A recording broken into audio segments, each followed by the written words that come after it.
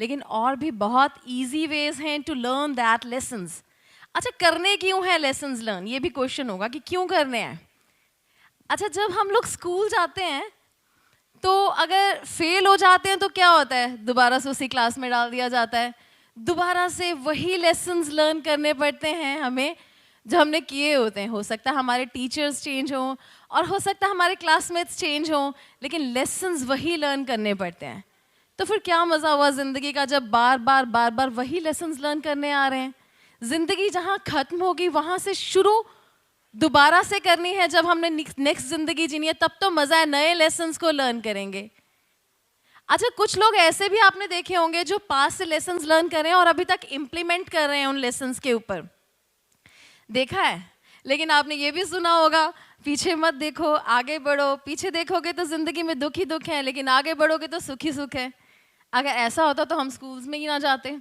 Schools में हम future में चीज़ों को इम्प्लीमेंट करने के लिए जाते हैं और फ्यूचर में हम उन्हीं चीज़ों को पास्ट में देख के याद करते हैं कि क्या सीखा था और उसी पे इम्प्लीमेंट करते हैं। ऐसा ही होता है ना हमारी लाइफ में। सो हम लेसन्स कर्मा से क्यों नहीं सीखते हैं, और बड़ा इजी है सीखना। मेडिटेशन से हमारे सवालों के जवाब मिलते हैं, भक्ति से हमारे सवालों के जवाब मिलते हैं। हम अपनी कॉन्शियस के साथ कनेक्ट नहीं होते, वहाँ भी जवाब मिलते हैं। अभी अनुराग जी ने कहा हम फोकस नहीं करते कि क्या कर्मा है। फोकस करने से, ध्यान से समझने से चीज़ों के सवालों के जवाब मिलते हैं। और सबसे बड़ा सवाल का जवाब पता है कब मिलता है? जब आपको कोई पेन देता है, जब आपको कोई दुख देता है, दर्द होता है, उसको ना रिवर्ट बैक करने से पहले एक बार सोचिए कि मैंने कुछ तो इसको दिया होगा जो ये मुझे दे रहा है वापस। एक सेकंड के लिए सोचिए और फिर रिएक्ट कीजिए। 101% वो पीछे से ही आए हुए कर्मास हैं जो वो सामने वाला आपको दे रहा है और आपको पेन हो रहा है। तो वहाँ से क्या लेसन्स लेना है? This one is a major lesson you want to learn. वहाँ से ये लेसन लेना है, भाई ये दर्द इतना हो रहा है, इसको भी मैंने दिया होगा और अब प्रेजेंट कर्मास में मुझे ये दर्द अब किसी को नहीं देना है। So this is the one most important lesson we have to learn from our present life, ताकि एटलीस्ट हम अप वाले कर्मास तो मत खराब करें। पीछे जो करके आए अगर लेसन्स ही नहीं लर्न किए तो क्या फ़ायदा हुआ। तो इसलिए ग्रजेस मत रखो, लेट गो करना सीखो, हपोनोपोनो प्रेयर्स करो, फॉरगिवनेस करो और अपने आप को लाइट रखो। जितना लाइट रखेंगे उतना ही प्रेजेंट कर्मास नए क्रिएट नहीं करेंगे और अगला जन्म जो है वो अच्छा मिलेगा, सुखी मिलेगा। So thank you everyone for listening to me. और अगर मेरी बात अच्छी लगी हो तो घर ले जाना, नहीं अच्छी लगी तो मुझे वापस लौटा देना। Thank you everyone. तो अब नेक्स्ट जो शख्सियत, जो वक्ता हमारे बीच में आ रहे हैं, इंडिया ही नहीं पूरे विश्व में उनकी ख्याति है, देश विदेश में चर्चा है, रूस तक में वो अभी कार्य कर रहे हैं। तंत्र ज्योतिष जगत के अब यूं कहिए कि जादूगर है वो। मैं आमंत्रित करूंगा स्वर्गवासी बाबा जी को, जो दिल्ली से हमारे बीच में पधार चुके हैं। सबसे पहले ऑकल्ट साइंस फाउंडेशन के सभी सदस्यों का आभार और धन्यवाद, और उनको शुभ आशीष। सुनीता जी, उषा जी, सपना जी, चौहान जी, आकाशना, सीमा, अतुल, इन सब के सहयोग से ये एक परिवार इकट्ठा हुआ है। और सूत्रधार जो होता है, जब धागा है तो माला पिरोई जाती है, और माला अगर अच्छी बन जाए तो फिर माला का यश मिलता है, लेकिन धागे को भूल जाते हैं। लेकिन धागे के बिना माला नहीं बन सकती। तो एक बार अगर आप सब जोरदार करतल ध्वनि करके इनका अभिवादन, अभिनंदन करेंगे तो मुझे अच्छा लगेगा। बहुत बहुत आभार। स्वर्गवासी बाबा जो मेरा नाम है, वो लोगों के मन में बहुत सारी क्वेरीज है, भी क्यों रखा है। और बहुत से लोग कई बार, क्योंकि मैं बहुत कम जाता हूँ ऐसे सम्मेलन में, तो कई बार ऐसा इंसिडेंट हुआ, लोगों ने पूछा कि जी आपने क्यों रखा, हम तो आपको इस नाम से नहीं बुलाएंगे। मैं कहा ये आपकी मानसिक कुंठता है। क्यों? आपको कैसे पता है कि ऊपर ही जाके स्वर्ग मिलने वाला है? स्वर्ग और नरक सब यही है। कहते कलयुग नहीं करयुग है ये, इस हाथ दे इस हाथ ले। आपको आगे कुछ नहीं मिलने वाला है।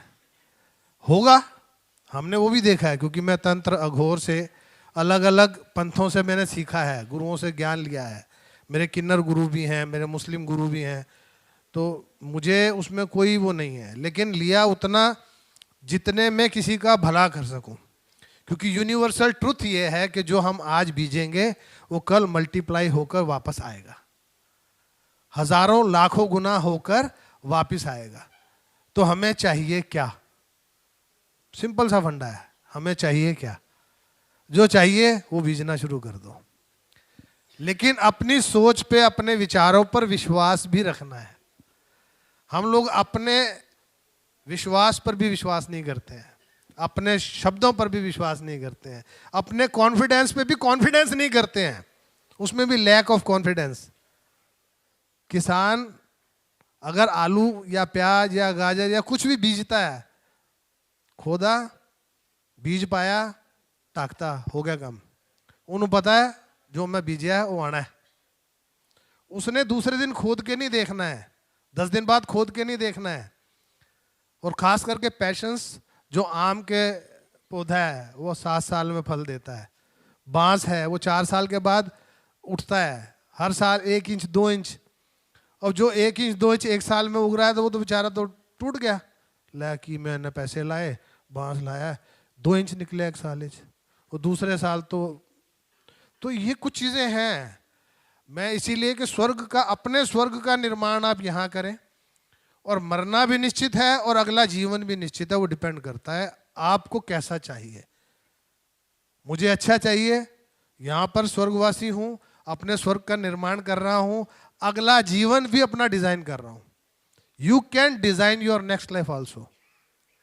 अगर किसी को लगता है कि मोक्ष मिलने वाला है तो लिख लो, नहीं मिलने वाला है, नहीं मिलने वाला है मोक्ष।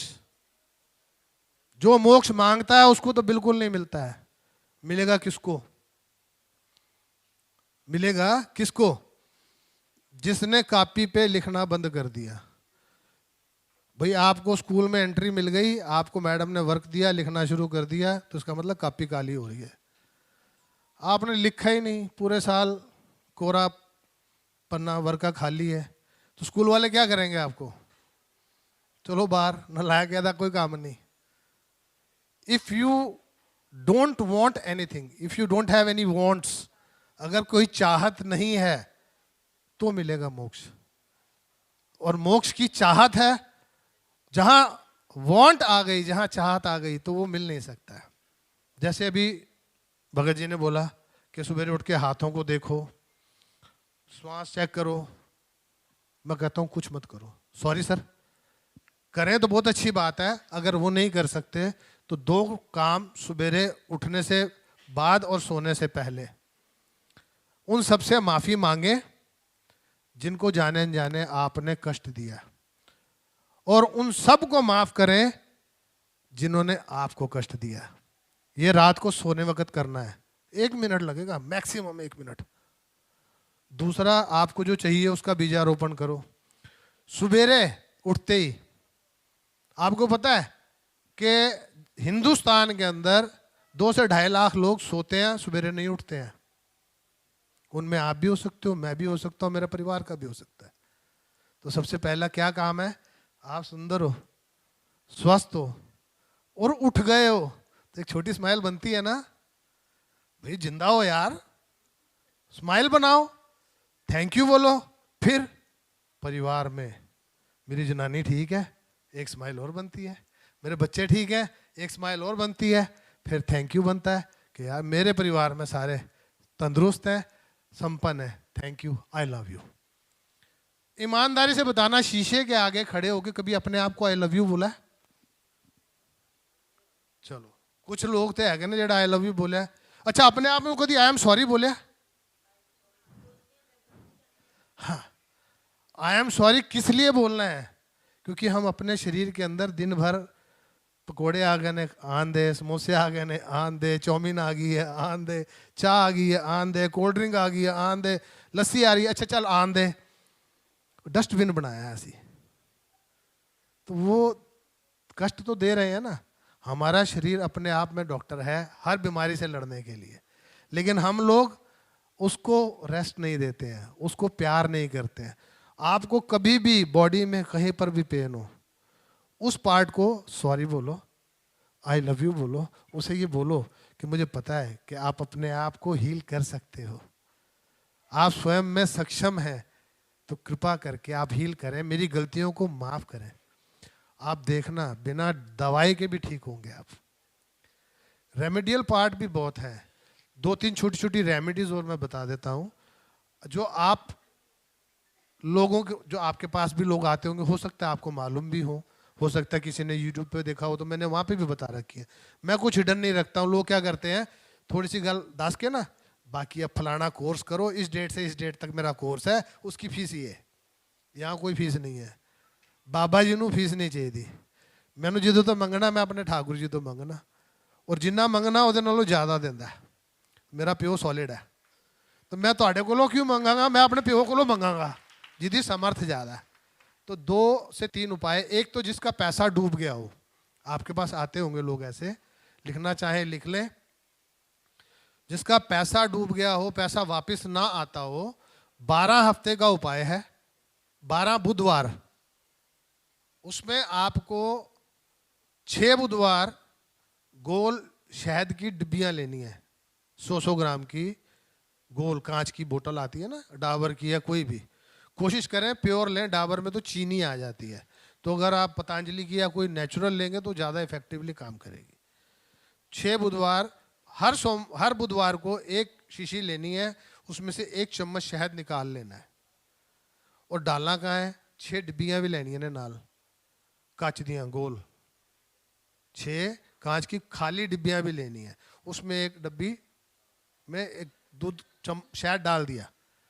अब जो शहद निकला है उस पार्ट में 1 चम्मच दूध डालना है, उस डब्बी को बंद करना है, और मंदिर के अंदर जाके, मंदिर की दहलीज में कहीं पर भी, मंदिर में, गुरुद्वारे में, चर्च में, जिस भी जगह पे, क्योंकि अब आपके पास भी विदेश के क्लाइंट होंगे जहाँ पे मंदिर नहीं होते, गुरुद्वारे नहीं होते, चर्च होगी, मस्जिद होगी, तो अपने रिलीजियस प्लेस के अंदर वाले प्रेमिसेस में जहाँ मर्जी रख दे।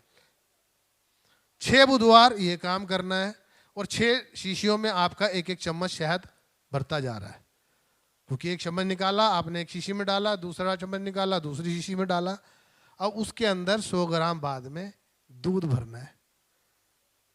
6 बुधवार फिर वो दूध वाला काम करना है। तो ये 12 हफ्ते, पहले हफ्ते शीशियाँ गोल होनी चाहिए, पहले शहद में दूध डलेगा, फिर दूध में शहद डलेगा, क्योंकि शहद तो ऑलरेडी है, उसमें आपने दूध डालना है और वो शीशी बंद करके रख देनी है। तो जिसका पैसा डूबा हुआ है वो बीच में आना शुरू हो जाएगा, तो उपाय रोकना नहीं है, 12 हफ्ते मतलब 12 हफ्ते पूरा करना है। और जब आपके पैसे आ जाएं तो जिसके भी पैसे डूबे हों उसे बोलो इसका 10वां हिस्सा जो भी तेरा धर्म का स्थान है वहाँ ज़रूर दे के आना, नहीं तो ये पैसा फलीभूत नहीं होगा। पैसा आपका 100% आ जाएगा, लेकिन मैं हमेशा एक बात और बोलता हूँ कि पैसा आने से पहले ना साथ में एक ये भी अरदास करो कि अगर वो पैसा मेरे परिवार के सुख का हो, मेरे परिवार में खुशियाँ लेके आने वाला हो, तो मुझे वो पैसा चाहिए, नहीं तो मुझे वो पैसा नहीं चाहिए। क्योंकि पैसा तो आ जाएगा, फिर आपको डॉक्टरों को देना है, तकलीफ में लगे, पुलिस में लगे, उधर उधर लगे। तो मेरी अपनी पर्सनल सोच है, बाकी बहुत से लोग कहते हैं जी गुरु जी मेरे को तो पैसा आ जाए बाकी मैं देख लूंगा, वो तैयार ने डॉक्टर को देने वास्ते। मेरे को बड़े ऐसे ने डॉक्टर को दे के राजी ने, पंडितां को दे के राजी नहीं। मैं ਤੁਹਾਡੀ मर्जी, लोगों को समझ नहीं आती ना, वो नहीं समझना तो जिन्हें नहीं समझना। दूसरा, जिनकी कभी शादी में या कार, जी बोलिए।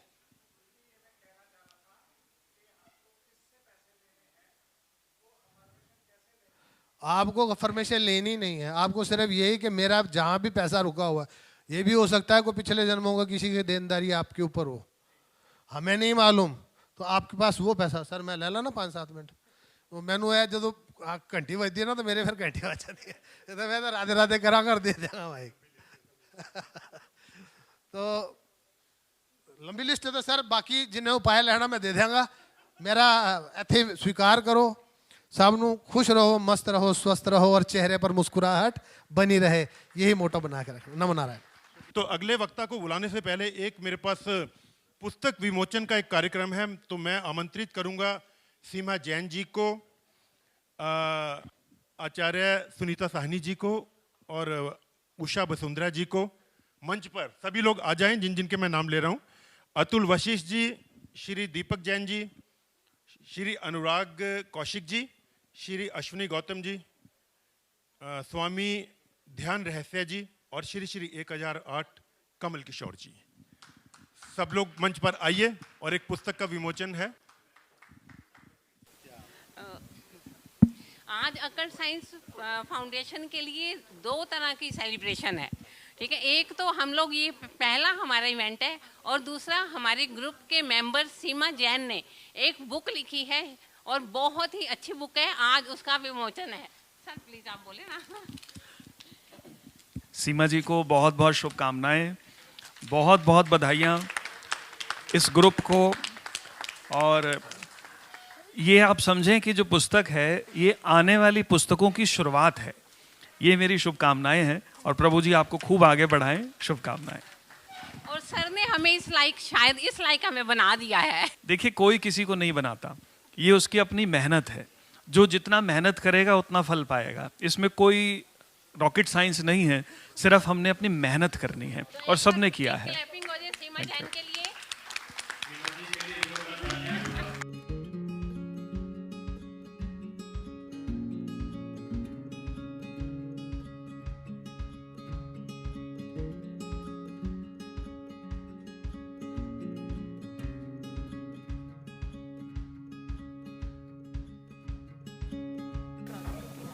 तो नेक्स्ट हमारे वक्ता जो हैं मदन गुप्ता पाटू जी हैं। श्राद्ध 15 दिन मनाते हैं तो इसमें आपत्ति क्यों है? लेकिन सबका एक वैज्ञानिक आधार है। ये जो पंचांग है इसका पूरा वैज्ञानिक आधार है। हमारे जो पर्व हैं इनकी जो गणना है ये चंद्र के आधार पर की जाती है, उसकी गति पर आधारित है।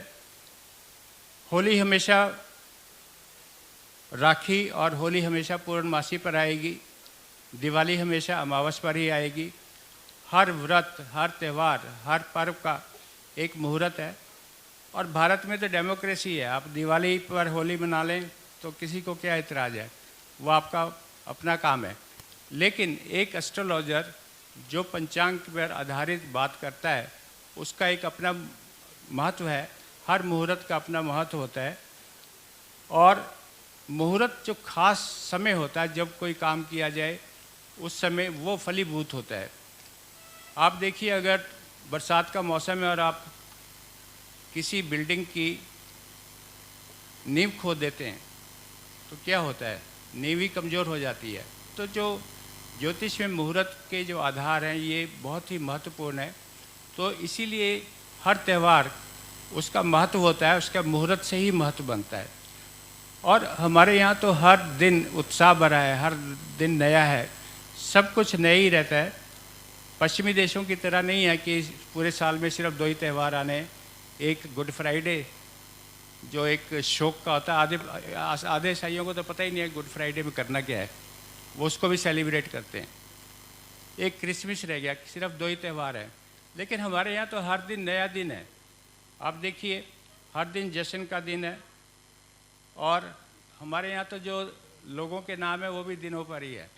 आपने कभी सुना कि मिस्टर मंडे एडवर्ड हैं, मिस्टर ट्यूसडे लॉरेंस है? लेकिन हमारे यहाँ रविदत्त शर्मा मिलेंगे, सोमदत्त मिलेंगे, मंगल सेन मिलेंगे, बुधवार के बुध सिंह मिलेंगे, वीर सिंह मिलेंगे, सुखदेव मिलेंगे, शनि जी मिलेंगे। लड़कियों के नाम देख लीजिए, नक्षत्रों पर है। आपको चित्रा मिलेगी। इस तरह की बहुत सारी जो लोग हैं। हमारा तो सारा जीवन, हमारा जो एक एक पल है वो सारा नक्षत्रों, ग्रहों और राशियों के हिसाब से ही चल रहा है। और हर दिन नया है। आज एकादशी है, चावल नहीं खाने। हर चतुर्थी आ जाती है, पंचमी आती है, षष्ठी आती है, अष्टमी है, नवमी है, दशमी है, कुछ ना कुछ नया रहता है। और हमारे यहाँ तो शोक दिवस मनाने की भी परंपरा है। चौथा है, 10वां है, 13वां है, 16वां है। हमारे यहाँ तो हर दिन सेलिब्रेशन है, चाहे वो अच्छी है या हम शोक को भी मना लेते हैं। आप देखिए कि जो डेथ हो जाती है तो 9 दिन गरुड़ पुराण में निकल जाते हैं, तो शोक ही समाप्त हो जाता है और उसको हम सेलिब्रेट करते हैं, 16वें दिन मनाते हैं कई बारी। तो हमारे यहाँ तो हर दिन नया है। आप देखिए पितरों को याद करना है तो 15 दिन है। कौन से श्राद्ध पर किसको याद करना, हमारे यहाँ तो इतनी बारीकी से बातें चलती हैं। और ऊर्जा ग्रहण करनी है, शरीर को स्वस्थ रखना है तो 9 दिन के नवरात्रे हैं।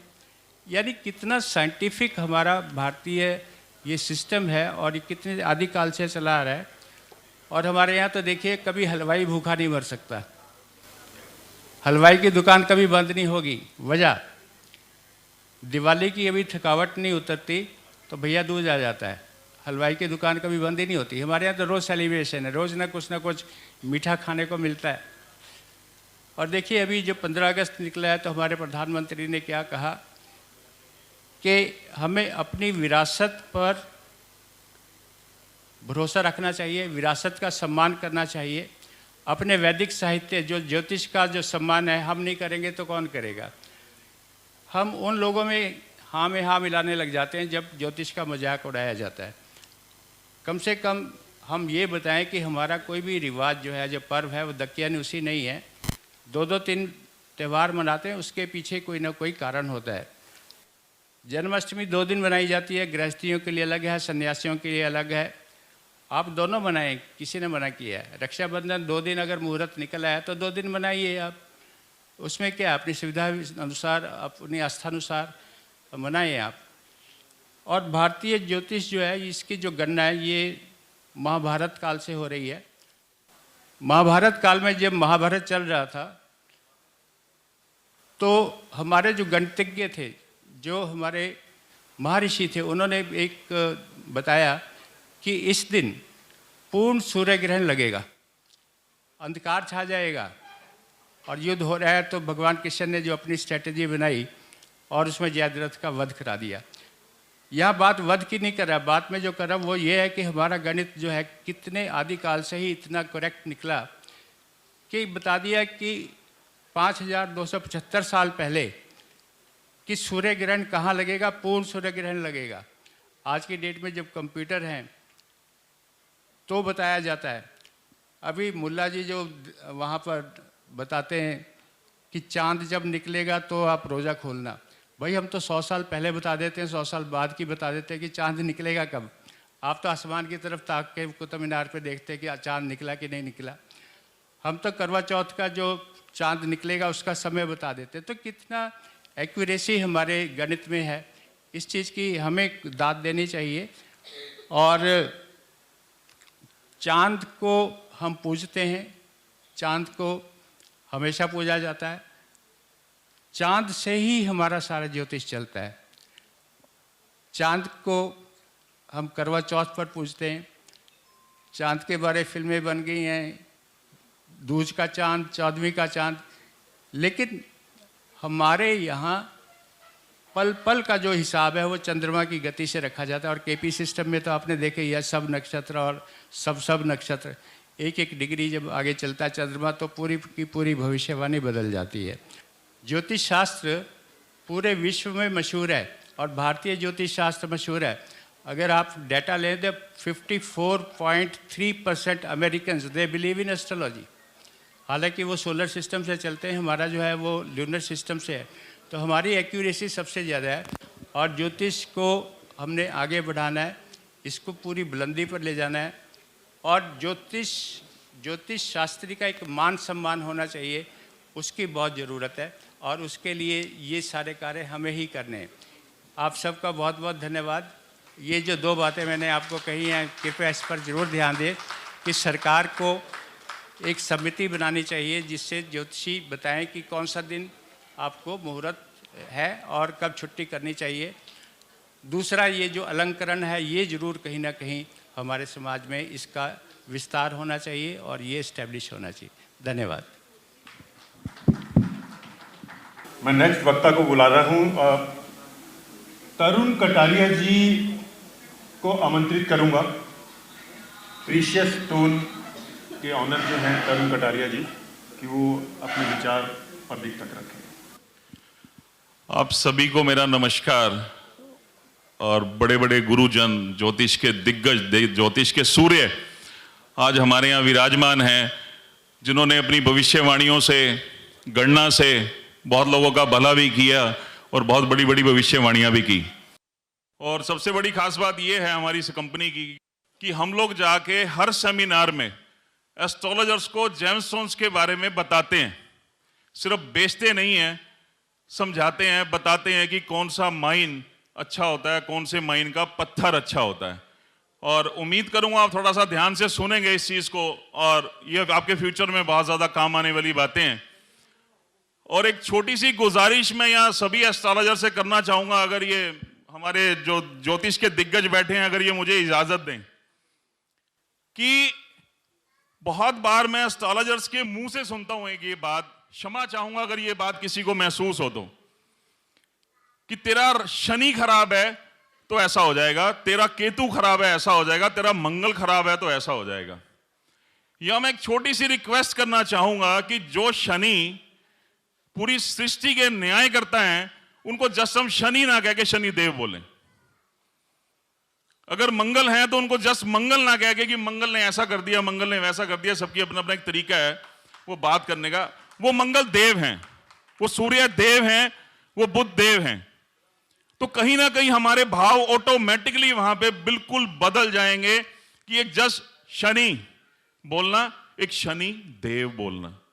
तो देव बोलते ही हमारी जो एनर्जी लेवल है ना, वो बिल्कुल चेंज हो जाता है, वो पॉजिटिव हो जाता है और सामने वाला का भी पॉजिटिव हो जाता है। तो एक छोटी सी ये गुजारिश है, मैं क्षमा चाहूंगा अगर किसी को महसूस हुआ हो, बिकॉज बहुत छोटा हूं मैं आप लोगों के सामने ये सब बात बोलने के लिए, लेकिन मोस्टली मैं देखता आया हूं तो मुझे ये बात फील हुई कि हमारे ही वो ग्रह हैं। और दूसरी चीज, अगर हम यहां कंपेयर करें अदर कम्युनिटी से, तो वो किसी भी अपने पीर पैगंबर को बिना हजरत के संबोधित नहीं करते कभी भी। तो यहां हम जस्ट अपने घरों को ऐसे ही बोल देते हैं किसी के सामने, अरे तेरा शनि खराब है यार। तो मैं ये चाहूंगा कि एक गुजारिश, आप बड़े हैं तो अगर आप ये सब बातें बोलेंगे तो मुझे लगता है छोटे बच्चे जितने भी आपके स्टूडेंट्स हैं वो अप्लाई जरूर करेंगे इस बात को। अब एक छोटी सी चीज मैं आपके सामने प्रेजेंट कर रहा हूं, थोड़ा सा ध्यान सभी लोग प्रोजेक्टर पर देंगे तो बहुत कुछ देखने को भी मिलेगा और समझने को भी मिलेगा। ये चीज ना पहले कभी दिखाई गई और ना कभी दिखाई जाएगी, बिकॉज ये चीजें कभी भी जेमस्टोन वाले समझाते नहीं है, सिर्फ जेमस्टोन बेचते हैं। थोड़ा सा ध्यान से देखिए, अब इसको प्ले कर रहे हैं। ये ओपल, जो ओपल स्टोन बहुत फेमस स्टोन है आज मार्केट में, इसका डबलेट यानी इसका डुप्लीकेट बनाया कैसे जाता है। तो अगर आप इस चीज को ध्यान से देखेंगे तो आपको समझ में आएगा कि डबलेट ओपल बनता कैसे है। बाकी सारे फर्क मैं आपको बाद में बताऊंगा। प्लीज ध्यान से देखिएगा, इसको प्ले करिए प्लीज। ये ध्यान से देखिए, वो डबलेट ओपल बनाने के लिए दो अलग अलग पीसीस लिए जाते हैं, एक प्लेन एक फायर वाला। रत्नों की भाषा में उसको बोलते हैं पलचा पीस, यानी बिल्कुल पतली परत वाला। उसके बाद इसको ग्राइंड किया जाता है ग्राइंडर पे बेस बनाने के लिए, कि उसको अच्छे से प्लेन कर दिया जाता है ताकि दूसरा पीस उसके ऊपर चिपक सके। उसके बाद दो अलग अलग तरीके की गम को मिक्स करके इस पे लगाया जाता है, और ये गम इतनी सॉलिड होती है जो अलग नहीं हो सकते दोनों पीसेस। इस पे हम हथौड़ी मारेंगे तो ये टूट तो सकता है, बट ये अलग नहीं हो सकता। इतनी बारीकी से, इतने अच्छे तरीके से इसको पेस्ट किया जाता है कि सामने वाले को समझ ही ना आए, कि बीच का जो गैप है उसको बिल्कुल खत्म कर दिया जाता है। और इतना टाइट इसको प्रेस किया जाता है कि इसमें एयर नहीं होनी चाहिए बिल्कुल भी, क्योंकि अगर इसमें एयर होगी तो ये काम नहीं करेगा, ये पीसेस अलग हो जाएंगे।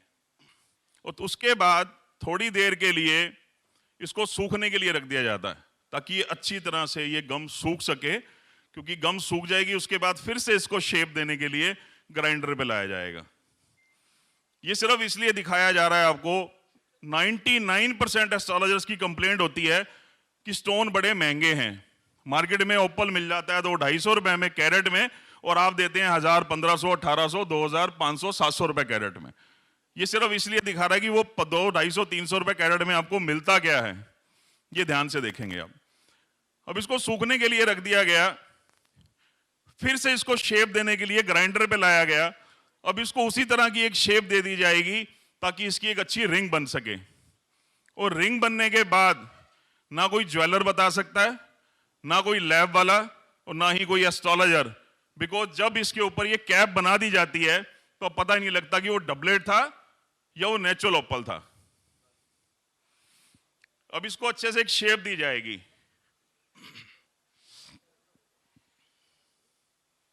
अब इसको ध्यान से देखिए, इस पे फायर भी है, अभी इस पे पॉलिश होना बाकी है, क्योंकि अगर हम पॉलिश के जो प्रोसीजर है उसको भी हम लोग रिकॉर्ड करते हैं तो ये वीडियो बहुत बड़ा हो जाता है, दिखाना थोड़ा सा मुश्किल हो जाता है, बिकॉज हर प्रोग्राम में वक्ता बहुत होते हैं।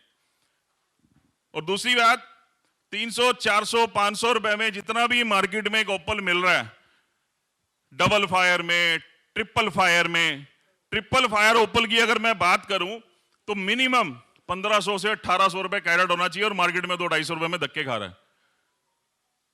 और उसके बाद हम क्या बोलते हैं कि स्टोन्स के रिजल्ट नहीं आ रहे हैं। स्टोन्स के रिजल्ट ना आने के कारण हमारी नॉलेज का कम होना है। दूसरी बात, मार्केट में डुप्लीकेसी है, अब उस डुप्लीकेसी को हम पहचाने कैसे? जब तक हम खुद पढ़ेंगे नहीं, समझेंगे नहीं, तब तक हमें इस बात का पता ही नहीं लगेगा कि स्टोन असली और नकली में फर्क क्या है, ये किस क्वालिटी का है, किस माइन का है। ओपल के बारे में मैंने आपको दिखा दिया, और एक लास्ट आपको हीटेड के बारे में और बता देता हूं कि जब भी आप सिलोन का स्टोन कभी परचेज कर रहे हैं तो उसमें आपको कैसे पता लगेगा कि वो हीटेड है या नहीं है। जब भी आप उस स्टोन को देखेंगे उसके अंदर धारियां या जाला उसके अंदर जरूर मिलेगा आपको। वो डार्क कलर का होगा, स्टोन लाइट कलर का होगा, ये खास निशानी है कि वो हीटेड पीस है। अगर वो ब्लू कलर का है तो अगर वो स्काई ब्लू कलर है और उसके अंदर जो रेशा है वो थोड़ा सा आपको डार्क कलर का मिलेगा, वहां से आप ये अंदाजा लगा सकते हैं ये हीटेड है, बिकॉज अंदर का जो पानी है उसका कलर चेंज हो जाता है। उम्मीद करता हूं आपको जितना भी समय था मैं बता पाया, उम्मीद करता हूं आपको कुछ अच्छा भी लगा होगा। थैंक यू सो मच इतना टाइम देने के लिए, thank you so much sir. Next में जो वक्ता हैं मैं उनको यहां पे आमंत्रित करूंगा, माननीय कमल किशोर जी। जोरदार तालियों के साथ इनका स्वागत कीजिए। सर्वप्रथम ऑकल्ट साइंस फाउंडेशन, ऑकल्ट मैंने प्राच्य विद्या, ज्योति क्या है? ईश की ज्योति, परमात्मा की ज्योति, और आप उसके क्या है? प्रतिनिधि। सारे के सारे। मैं ना ग्रहों की बात करूंगा, ना नक्षत्रों की बात करूंगा, मैं साधारण सी बात करूंगा कि सबसे मुख्य ज्योतिष में सूर्य का प्रभाव है। वैज्ञानिक कहते हैं अगर 3 दिन तक सूर्य बिल्कुल बंद हो जाए, यानी शांत हो जाए, तो पृथ्वी पर जीवन खत्म हो जाएगा, बिल्कुल खत्म हो जाएगा। तो हम सूर्य से शुरुआत करते हैं। मैं आपके लिए आज सुबह सुबह जब आना था यहां पे, तो अचानक एक पौधे पे दृष्टि गई। दरअसल कई साल हम जंगलों में रहे हैं, तो पौधों से हमारी इस तरह से जान पहचान है जैसे हम उनसे बातें करते हैं आपस में, उनके गुण धर्मों के बारे में बात कर लेते हैं। तो आज बात छिड़ी, एक पौधा होता है आक का पौधा, अर्क, आक का पौधा। आक के पत्तों को, आक के फूलों को और आक के फल को किस पे चढ़ाया जाता है शुरुआत में? जिसकी हम वंदना करते हैं शुरुआत में, सर्व ऐश्वर्य किसकी? गणेश जी की। वक्रतुंड यानी इनकी करते हैं ना, सर्व ऐश्वर्य विधातारं, गणेश जी है हमारे। आपको पता है गणेश जी पर क्यों चढ़ाया जाता है? क्यों चढ़ाया जाता है इसको? आप देखें तो ये मेरे पास कुछ फूल हैं जो मुझे मिल गए थे, मैं ले आया हूं। इन फूलों के हमने सुबह सुबह फोटो खींचे। फोटो खींचने के बाद मैं आपको इसको बड़ा करके दिखा रहा हूं, फोटो इनके। आप देखें, ये बिल्कुल गणेश जी हैं। आप किसी भी एंगल से देखें, पांचों तरफ से घूम के देखें, चारों तरफ पांचों तरफ घूम के देखें, आप साइडों से किसी भी साइड से देखें तो आपको दिखेगा ये गणेश जी हैं। ये मैं आपको पुष्प दे रहा हूं, आप एक एक पुष्प आगे आगे पास करते हो, पुष्प को घुमा के देखना, फूल को घुमा के देखना, आपको पूरे गणेश जी नजर आएंगे। सबको एक एक फूल दे दीजिए जी। आगे भी बात करते चलेंगे। दूसरी चीज, 4 से 5 वर्ष का जब ये पौधा हो जाता है, 4 से 5 वर्ष का जब पौधा हो जाता है तो उसकी जड़ ऐसे निकलती है जो हमने कभी निकाली थी। ये देखिए गणेश जी की तरह ही निकलेगी, सभी देख सकते हैं। बाकायदा सूंड होगी, आंख होगी, हर चीज होगी। जैसा फूल है वैसी उसकी जड़ निकलेगी। चाहे तो आप ये भी देख सकते हैं। ये जरा आगे पास कर देना, सब आगे आगे घुमाते जाएंगे, सब देखते जाएंगे, सबको देखना चाहिए। ये इसको अंग्रेजी में लोग कैलोट्रोपिस कहते हैं, कैलोट्रोपिस जिजांटा, प्रोसेरा। छोटा आंख, बड़ा आंख, ये राजा आंख कहलाता है क्योंकि सफेद फूलों वाला है। और दूसरा जो होता है उसको साधारण आंख का पौधा बोलते हैं। अब इसे भगवान शिव पे भी चढ़ाया जाता है, इसके फूलों को। क्यों? इसलिए कि भगवान शिव ने हालाहल विष पिया था।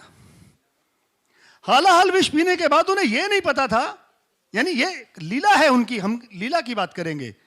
उन्होंने जनता को यह दिखाना चाहा, हम लोगों को यह बताना चाहा कि जैसे मुझे कुछ नहीं पता, ये विष कौन सा है। तो स्थावर विष जांगम को मारता है, जांगम स्थावर को मारता है। स्थावर विष कौन सा होता है? पेड़ पौधों का विष। जांगम विष कौन सा होता है? लूता का, मकड़ी का, कुत्ते का, सांप का, ये वाले विष, यानी जानवरों का विष। पेड़ों का विष कौन सा होता है? कलिहारी का, लांगली का, कनेर का, धतूरे का, ये सारे विष। स्थावर जांगम को मारता है, जांगम स्थावर को बराबर कर देता है, न्यूट्रलाइज कर देते हैं एक दूसरे को विष। ये अगत तंत्र में ये बात आती है। तो भगवान शिव ने क्या किया? सांपों से कटवाया अपने आप को। उन्होंने कहा देखो मुझे कोई फर्क नहीं पड़ा। धतूरा आज भी चढ़ाते हैं, आक आज भी चढ़ाते हैं, लांगली, कलिहारी, कनेर आज भी चढ़ाते हैं उनको, विष का प्रभाव दूर करने के लिए। और सबसे बड़ी चीज बिल्व, बेल। बेल दोनों विषयों को दूर करता है, स्थावर और जांगम को। उन्होंने हमें यह शिक्षा दी है कि दोनों विषयों को दूर करता है, तो आप ये भी, इनका भी सेवन कर सकते हैं। इसलिए ये उनको चढ़ाया जाता है। और इसके अंदर गुण क्या हैं? अब हम गुणों की बात करेंगे। सूर्य पे लौटता हूं मैं। इसका जो विष है, आप इसको तोड़ेंगे तो दूध निकलेगा, एक सफेद रंग का दूध निकलेगा, बहुत गर्म होता है, विष है वो भी। विष का प्रभाव क्या होता है? सर्वव्यापी, एकदम से शरीर के अंदर घुल जाता है, पूरे शरीर की नसों के अंदर चला जाता है। शरीर के अंदर नाड़ियां कितनी होती हैं? 72,000। वैसे होती हैं 72 करोड़। सूक्ष्म तरह की नाड़ियां 72 करोड़ होती हैं। और विज्ञान आज ये बात सिद्ध कर चुका है कि अगर शरीर की बारीक बारीक नाड़ियों का एक धागा बना दिया जाए तो उससे पूरी पृथ्वी को 8 बार लपेटा जा सकता है, एक मनुष्य की, 6 फुट वाले की। ये विज्ञान तय कर चुका है।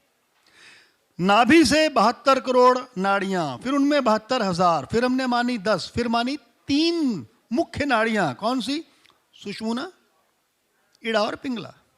अभी स्वर्गीय बाबा जी बता रहे थे कि बायां स्वर, दाहिना स्वर, अग्नि स्वर, चंद्र स्वर, सूर्य स्वर और चंद्र स्वर, फिर बीच में सुषुम्ना।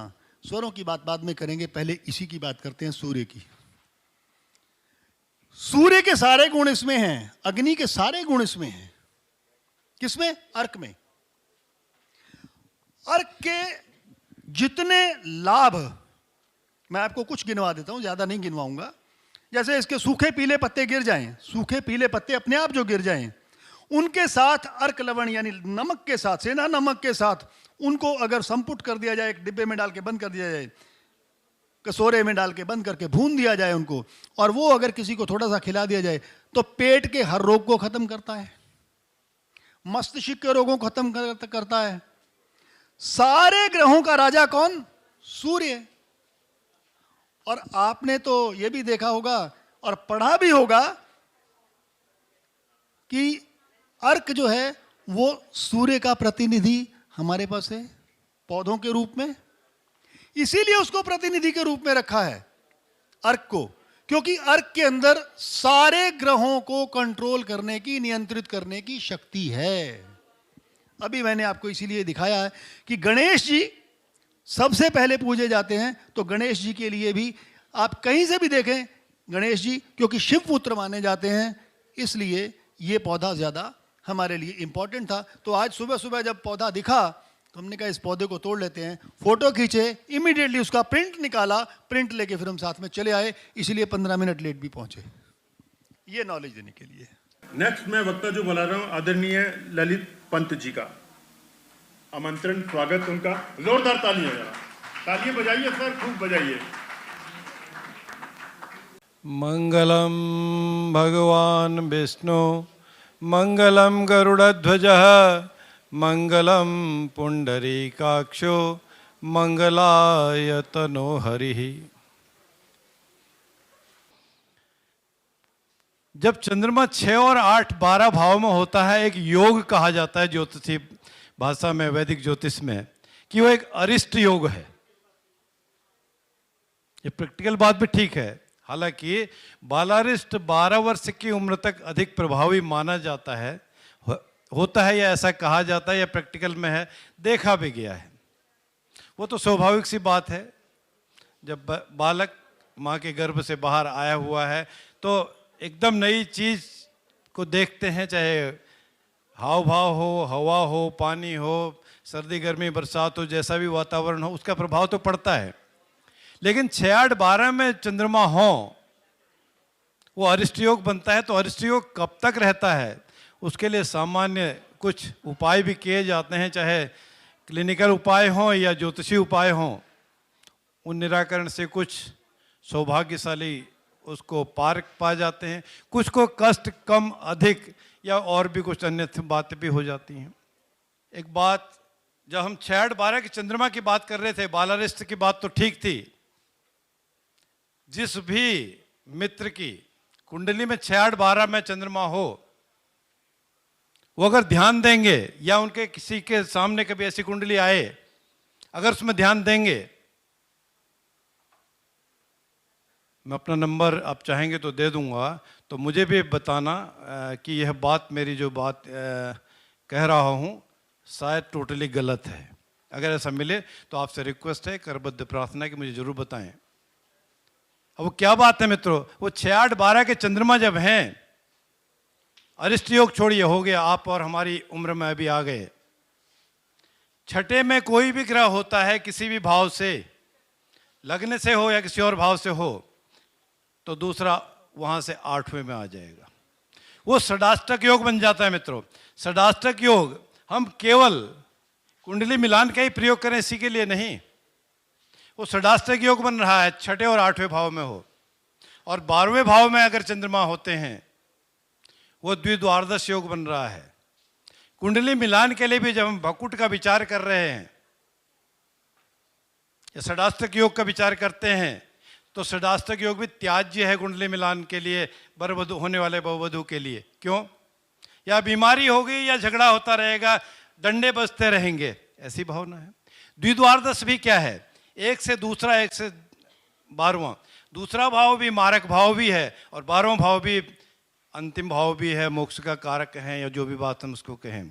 तो जिस भी जातक जातिका की कुंडली में चंद्रमा मन सो जाता, इतने इंपॉर्टेंट ग्रह हैं, पूरी जिंदगी में कभी न कभी 6 8 12 का षडाष्टक का और द्विद्वादश का प्रभाव उसकी कुंडली में होता है। अब क्या होता है, वो अपने दुश्मन खुद हो जाते हैं, अपने कर्मों से, अपने विचारों से, या इंसिडेंट एक्सीडेंट ऐसे हो जाते हैं कि उनको चाहे कोई कुछ करे या ना करे, कितना ही पूरा समाज उनके लिए पीछे पड़ा रहे, वो अपना नुकसान कर लेते हैं। अपने आठवां भाव एक्सीडेंट, किसी न किसी रूप में कभी न कभी कहीं न कहीं कुछ न कुछ एक्सीडेंट घटित होता ही रहता है। और द्विद्वार जब 12वें भाव की बात करते हैं, द्विद्वादश की बात करते हैं, एक से लग्न से 12वें में हो, तब कहीं न कहीं ऐसी स्थिति परिस्थिति बनती ही जाती है, बनती ही रहती है कि वह मोक्ष की तरफ, नुकसान की तरफ, ड्रेन आउट की तरफ, ड्रेनेज की तरफ ऐसे सिम्टम आ जाते हैं। अब फिर क्या करना चाहिए?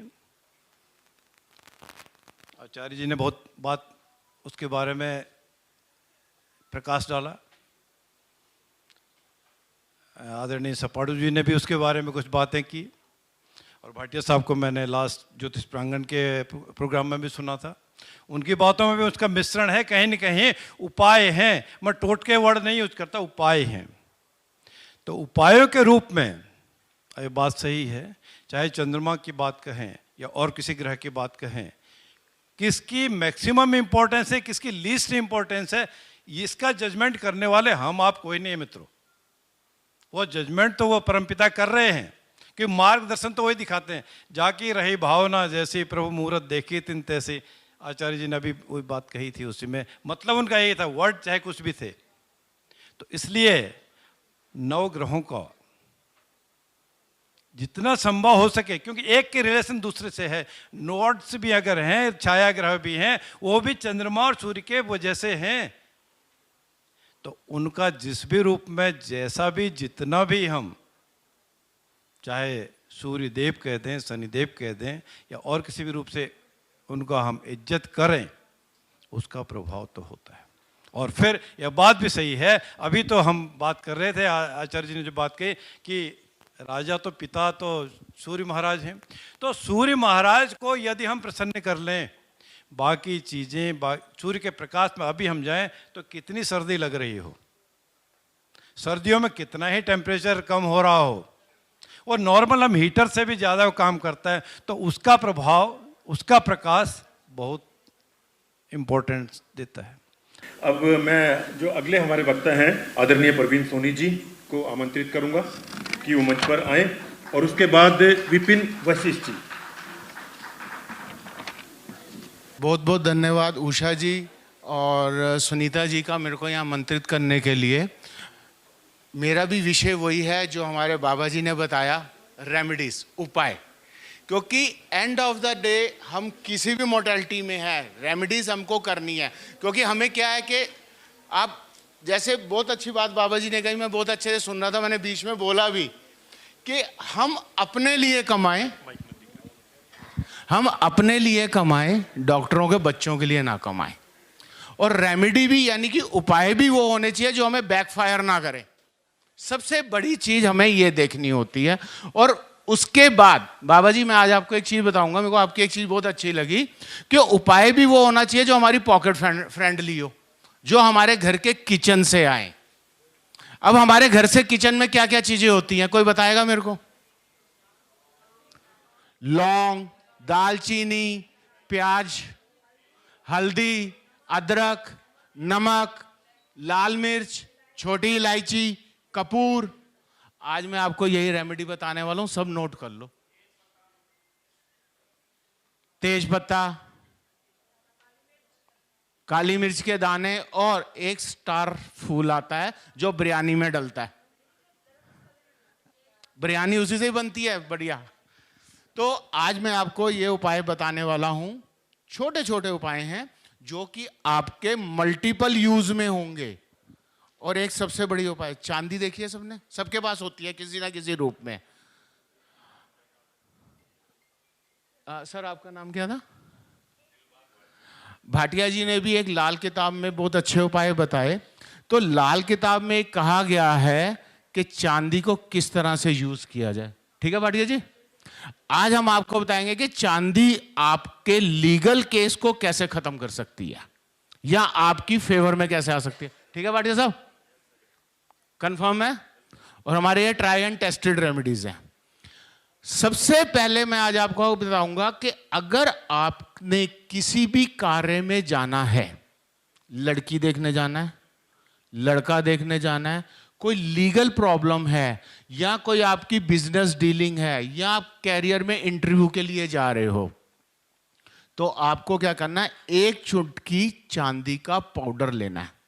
सिर्फ एक चुटकी चांदी का पाउडर लेना है, और पाउडर लेने के बाद आपने ये देखिए रिंग फिंगर और थंब के अंदर दबाना है, और जैसे ही आप उस कैबिन में एंटर होते हैं जिससे आपको बात करनी है, चाहे लड़का देखने जा रहे हैं, लड़की देखने जा रहे हैं, कहीं भी लीगल इशू में जा रहे हैं, या कहीं भी अपनी बिजनेस डीलिंग पे जा रहे हैं, तो आपने उसकी जो चार अपना वो रहती है ना, हमारी चौखट रहती है हर कैबिन की, तो कैबिन में अंदर एंटर करते आपने नीचे इसको स्प्रिंकल कर देना, झाड़ देना, ये कहते हुए कि मेरे को इस कार्य में लाभ की प्राप्ति हो। नंबर 1, ये आप कभी भी कर सकते हो। अब आप लोगों का एक क्वेश्चन जरूर आने वाला है कि सर कई बार तो कोरोना काल में कहीं जाना ही नहीं होता,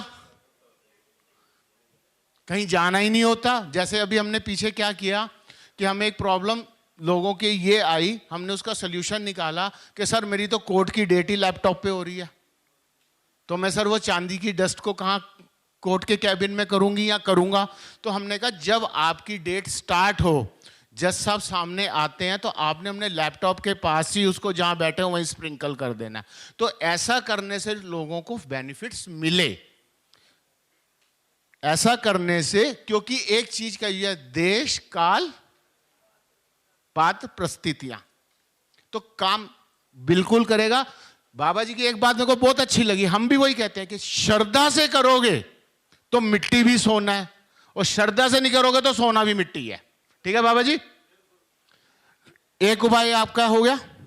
नंबर 2, कई बार हमने देखा है कि हमारे बच्चे रात को सोते सोते डर के उठ जाते हैं, बड़े भी हो जाते हैं, गंदे सपने आते हैं, डरावने सपने आते हैं। तो आपको क्या करना है, 11 दाने काली मिर्च के, 11 दाने काली मिर्च के काले कपड़े में लपेट के आप तकिए में रख दो, और आप देखेंगे धीरे धीरे उसको नींद भी अच्छी आएगी, और उसके साथ साथ जो उसको बुरे सपने आ रहे थे, चिल्ला के उठ रहा था बच्चा या बड़ा, वो भी ठीक हो जाएगा।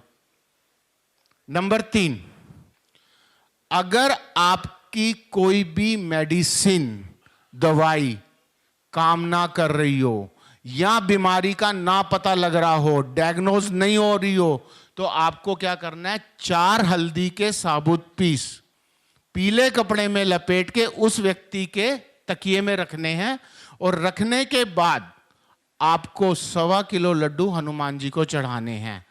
अगर डायग्नोज हो जाएगी बीमारी, उसका इलाज भी हो जाएगा। अगर आपको दवाई नहीं लग रही तो आपको दवाई लगनी शुरू हो जाएगी और आप ठीक हो जाओगे। किसी को बीमारी है और डायग्नोज नहीं हो रही, नंबर 1। नंबर 2, डायग्नोज हो गई मगर दवाई नहीं लग रही, ठीक नहीं हो रहा, तो 4 हल्दी के साबुत पीस पीले कपड़े में लपेट के तकिए में रखने हैं, और रखने के बाद आपको 1.25 किलो बूंदी के लड्डू हनुमान जी को चढ़ाने हैं। क्लियर? ये किसी भी घर को। अब कई बार क्या होता है कि एकदम रात को बुखार तेज आ गया, तो आप घर में हल्दी हमारे पास होती है, अगर आपके पास घर में हल्दी तो होती है मगर मान लिया पीला कपड़ा नहीं है, तो आप तब भी रख सकते हो। अब कई बार हुआ है, देखते हैं कि इंसिडेंट, कोई ऐसी सीरियस बीमारी हुई, हम हॉस्पिटल गए, उन्होंने उठा के हमें आईसीयू में डाल दिया, तो हम थोड़ा घबरा भी जाते हैं। तो आईसीयू से आदमी को कैसे बाहर लाना है ठीक ठाक विदिन 72 आवर्स, तो आपको क्या करना है, एक चांदी का या कांच का गिलास लेना है जो अवेलेबल हो, उसके अंदर 2 चम्मच हल्दी पाउडर डालनी है, असली वाली, अच्छी वाली, चांदी के गिलास में। अब यहां भी बाबा जी की याद आ गई कि हल्दी भी पतंजलि वाली लेनी है क्योंकि उसकी असली आ रही है, तो 2 चम्मच असली वाली हल्दी के पाउडर आपने गिलास में डालने हैं, पानी भर के उस व्यक्ति के सराहने रख देना, क्योंकि आईसीयू में जाने तो देते नहीं, मगर थोड़ी सी रिक्वेस्ट करनी पड़ेगी। आप देखेंगे विदिन 72 आवर्स वो व्यक्ति वार्ड में शिफ्ट हो जाएगा। ठीक है जी। मेरा चैनल का नाम है आचार्य प्रवीण कुमार सोनी और आप मेरा नंबर ले सकते हैं 9313531818। मैं दोबारा रिपीट कर देता हूँ, चैनल का नाम है आचार्य प्रवीण कुमार सोनी यूट्यूब पर और मेरा नंबर है 9313531818। धन्यवाद जी, राधे राधे जी।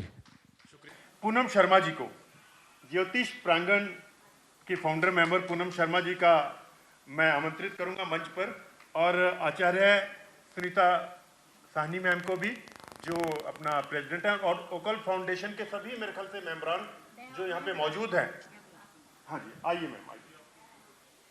सबसे पहले तो जितने भी गुरुजन बैठे हैं उनको सादर नमस्कार। बहुत बहुत धन्यवाद, आप हमारे चंडीगढ़ में पधारे, चाहे आप अकल्ट में पधारे, चाहे ज्योतिष प्रांगण में पधारे, पर आप पधारे। बहुत बहुत धन्यवाद सर आपका। और मैं बहुत बहुत साधुवाद और बहुत बहुत इनका आभार व्यक्त करती हूँ अकल्ट साइंस फाउंडेशन, सुनीता सानी जी, उषा वसुंधरा जी और इनकी पूरी टीम का, जिन्होंने इतना भव्य सम्मेलन आयोजित किया और इतने सारे बुद्धिजीवियों को यहाँ बुलाया और हमें बहुत बहुत अच्छा ज्ञान, मैं बैठ के सुन रही थी, बहुत अच्छा ज्ञान मिल रहा है हमें। Astrology, yes astrology, vastu, tarot, सब कुछ हमें सुनने को मिल रहा है। उसके अलावा अगर हम साइकोलॉजी पे भी थोड़ी सी बात करें, 2 मिनट बोल सकती हूँ?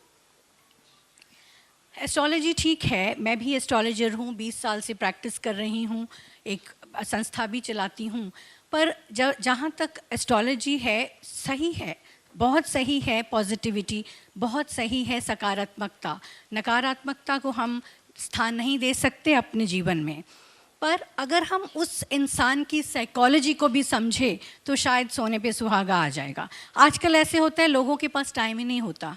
मेरे पास जो क्लाइंट आते हैं, मैं पहले कुछ नहीं बोलती, पहले उनसे 15 मिनट उनकी बात सुनती हूँ, क्योंकि उनको सुनने के लिए किसी के पास टाइम ही नहीं है। आप घर में देख लीजिए, सास बहू देख लीजिए, बेटा माँ देख लीजिए, पिता पुत्र देख लीजिए, कितनी बात करते हैं आप एक दूसरे से? हार्डली। तो एस्ट्रोलॉजी करने से पहले, टैरो करने से पहले, वास्तु करने से पहले, न्यूमरोलॉजी करने से पहले लोगों की साइकी को पढ़ना हमें सीखना है। हमें देखना है कि उसको ज़रूरत क्या है। उसको शायद न्यूमरोलॉजी की या टैरो की या वास्तु की ज़रूरत ही नहीं है, उसको सिर्फ बात करने की ज़रूरत है।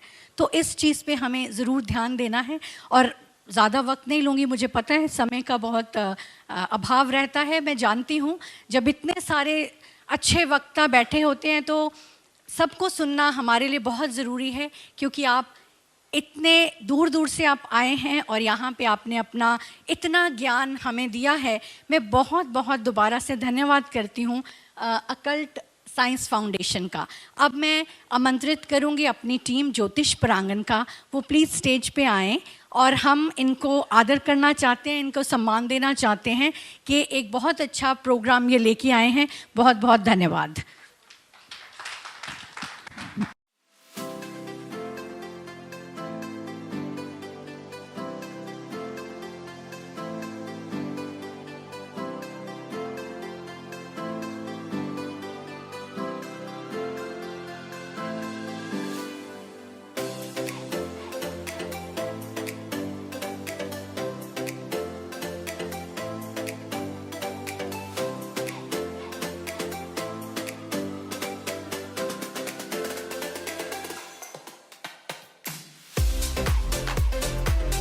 चंद्रमा का एक फीमेल के जीवन में बहुत ज़्यादा कनेक्शन है।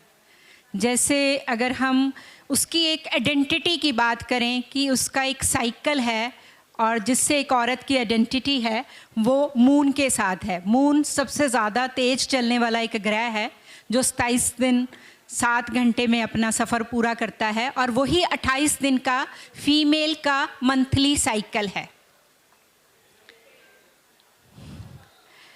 जो 27 दिन का वो है वही सेम 28 दिन से 35 दिन तक की अगर बात करें हम तो वो साइकिल फीमेल का है। और फीमेल का जैसे जैसे मून बढ़ता है और मून का जो चंद्रमा का घटना और बढ़ना, वैसे ही हमारी ओवुलेशन और फर्टिलाइजेशन है। नेक्स्ट स्लाइड करना प्लीज।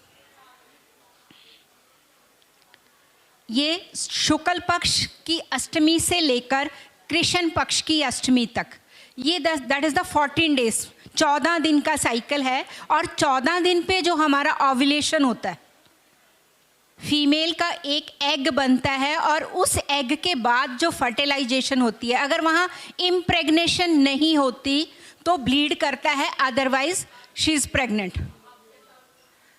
करना अब ये फिजियोग्राफी क्या है कि एक ग्रेविटेशनल पुल, जैसे अभी बताया था हमारे जो सीनियर फैकल्टीज़ हैं, उन्होंने बताया कि ये जो धरती का गुरुत्वाकर्षण था ये पहले से ही था कि सेब नीचे नहीं, ऊपर नहीं, सॉरी, नीचे गिरता है।